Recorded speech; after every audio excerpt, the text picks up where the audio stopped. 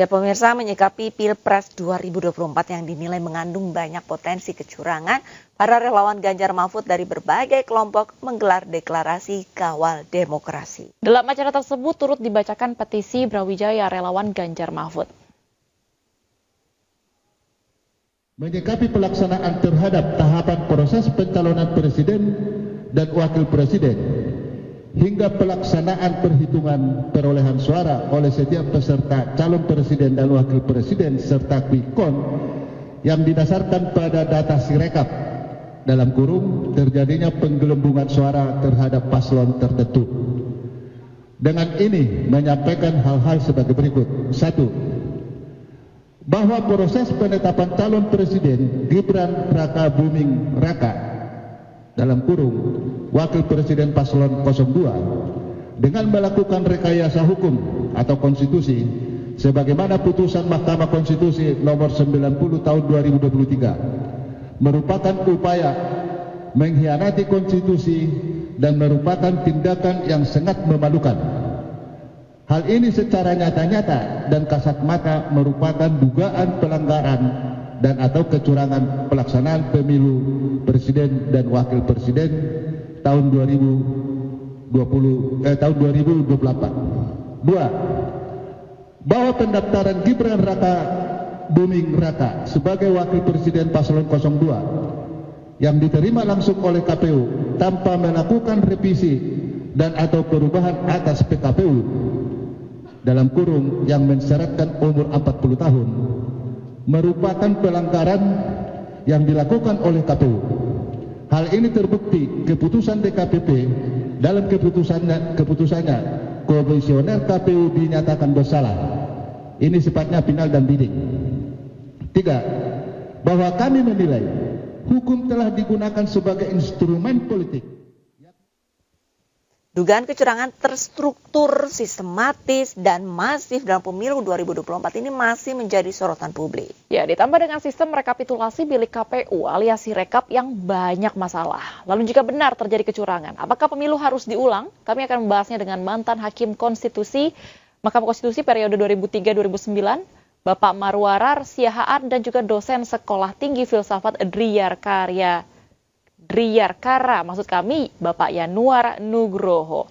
Halo, selamat pagi Bapak Marwarar dan Pak Yanuar, sehat Pak? Selamat pagi. Terima kasih telah bergabung bersama kami Bapak. Iya Pak, mungkin ke Bapak Marwarar terlebih dahulu Pak. Ini bagaimana Bapak melihat penyelenggaraan pemilu 2024? Apakah bisa dikatakan bahwa kecurangan ini terstruktur, sistematis dan juga masif Pak? Ya. Kalau dari sisi pengawasan, tentu saja ini tugas Bawaslu sangat banyak. Kalau misalnya saya dengar tadi juga Sirekap itu menjadi, katakanlah menjadi macet sekarang ini, itu harus diteliti oleh Bawaslu juga melakukan audit forensik terhadap sistem itu. Apakah juga benar apa yang kita baca di media bahwa dia punya server itu berada di negara lain yang mengingatkan kita kepada campur tangan orang-orang Soviet, Rusia, dalam pemilu Amerika tahun 2020 yang lalu yang menyebabkan juga Trump bisa terpilih. Dan ini barangkali menjadi suatu persoalan besar. Kalau dikatakan bahwa tidak ada masalah, bisa diteliti oleh Bawaslu dengan meminta misalnya kalau perlu Gakumdu masuk itu untuk melihat, menyidik apakah benar. Misalnya dengan jumlah harga yang seperti itu, ada syarat-syarat yang dilakukan dan siapa vendornya ini yang bisa dipertanyakan kenapa ada kalau betul ada di Cina, server itu ada di Singapura, sehingga kedaulatan kita akan datang menjadi suatu persoalan seperti yang dialami di Amerika. Itu satu sisi yang boleh menjadikan pelanggaran itu kalau betul ada, pasti dia terstruktur itu, yaitu menggunakan struktur kekuasaan. Ya. Pasti juga dengan satu sistem, yaitu apakah itu money politik, dan kemudian pasti itu hasilnya dengan apa yang kita lihat masif. Oleh karena itu banyak betul tugas daripada Bawaslu ini, karena dia satu-satunya yang melakukan pengawasan ini bersama Gakumdu. Dan sulitnya kalau nanti ada menjadi masalah-masalah pidana dalam hal sengketa seperti ini, tentu dia harus boleh melakukan apa yang dikatakan hukum acara cepat, yang menyatakan bahwa sebelum 5 hari sebelum pengumuman KPU harus sudah ada putusan, apakah itu putusan pengadilan misalnya. Dan di sisi lain kita bisa melihat juga masalah misalnya apakah dalam melihat pelanggaran terstruktur yang didalilkan orang bahwa Presiden Jokowi menggunakan bantuan sosial dan juga itu merupakan bukan merupakan uang pribadi tetapi dipergunakan untuk satu pasangan calon yang ada bukti-buktinya menurut mereka pasangan nomor 1 dan 3, maka ini tugas KPU juga untuk menyidik dan bisa meminta keterangan dari Menteri Keuangan dan Dirjen Negara dan lain sebagainya berapa yang keluar daripada keuangan negara itu dan bagaimana pelaksanaan kalau itu bansos menurut Menteri Sosial. Itu semua merupakan ukuran-ukuran yang bisa dijadikan untuk melihat adanya pelanggaran yang pasti dikatakan itu menggunakan struktur pemerintahan dari atas ke bawah dan juga dengan satu sistem tertentu dalam bansos. Saya kira tugas Bawaslu ini harus diselesaikan sebelum nanti ini pengumuman KPU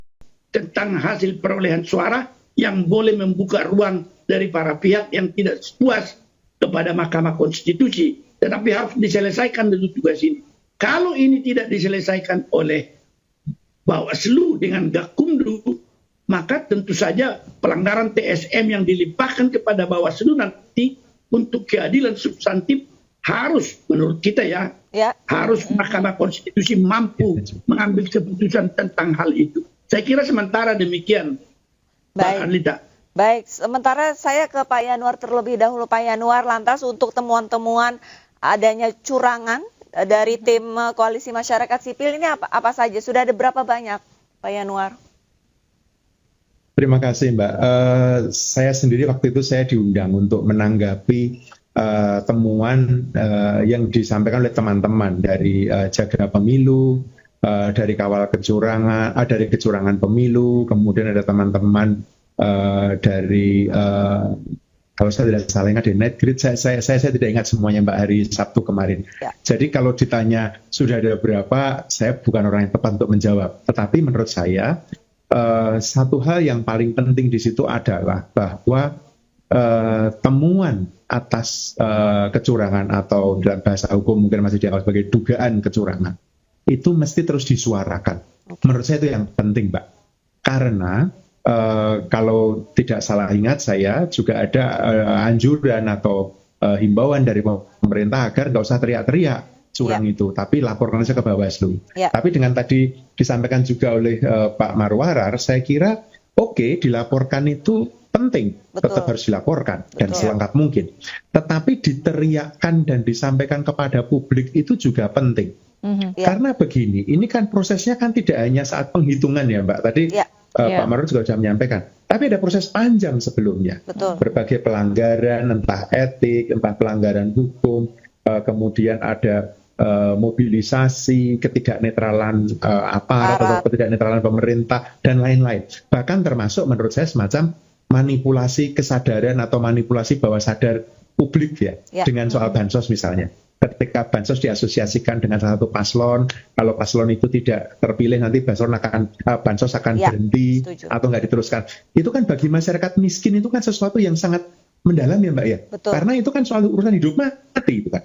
Nah, sekarang kita rame nih, sekarang harga beras melonjak karena berasnya nggak ada dan lain-lain. Menurut saya, kemudian ketika ada pencoblosan, ya kan ada surat suara kurang dan lain-lain, lalu satu perhitungan. Jadi seluruh tahap ini jangan dilihat terpisah-pisah. Tapi ini satu tahapan dari proses penyelenggaraan, persiapan, penyelenggaraan, pencoblosan suara, penghitungan.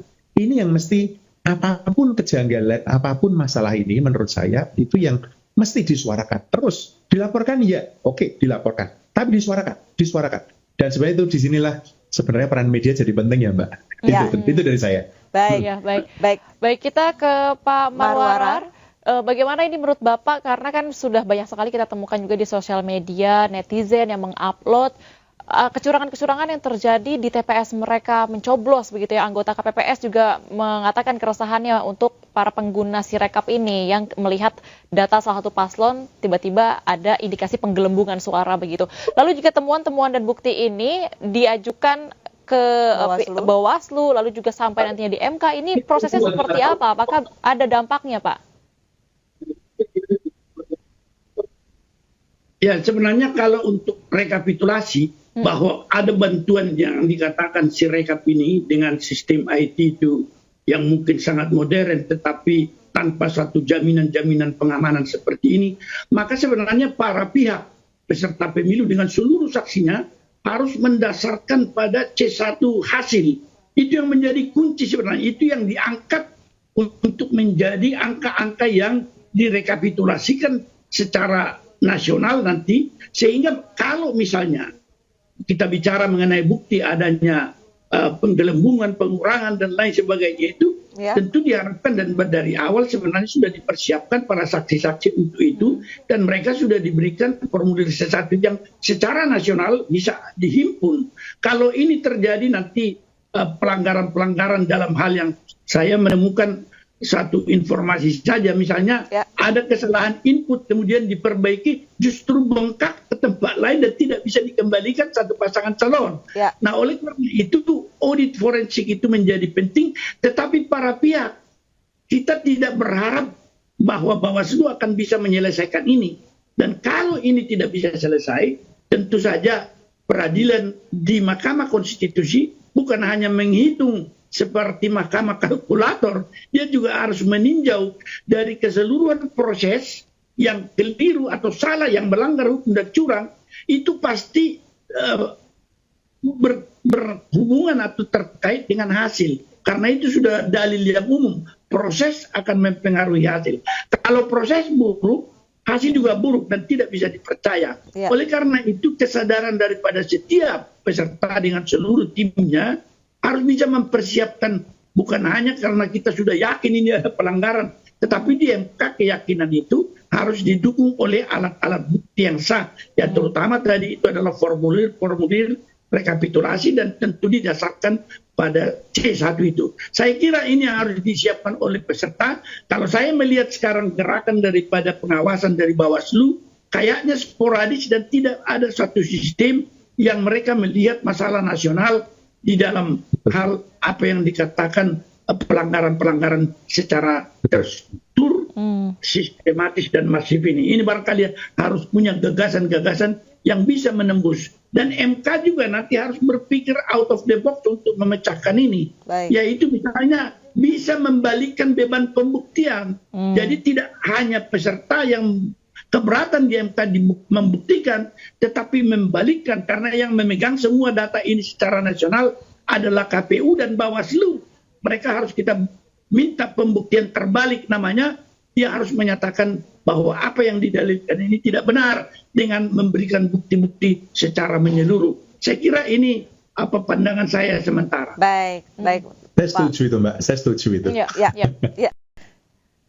Lantas Pak Yanuar, tadi kan sempat disampaikan oleh Bapak Marwar ini dengan adanya manipulasi, ya, diduga adanya manipulasi dari Sirekap ini harus bisa dipertanggungjawabkan dan juga harus bisa dicari pemecahannya oleh Bawaslu sebelum KPU mengumumkan. Nah, ini kita sebagai masyarakat perannya ini baiknya seharusnya seperti apa, Pak Yanuar? Bagaimana harus kita bersikap gitu, Pak? Sikapnya kita harus seperti apa, Pak?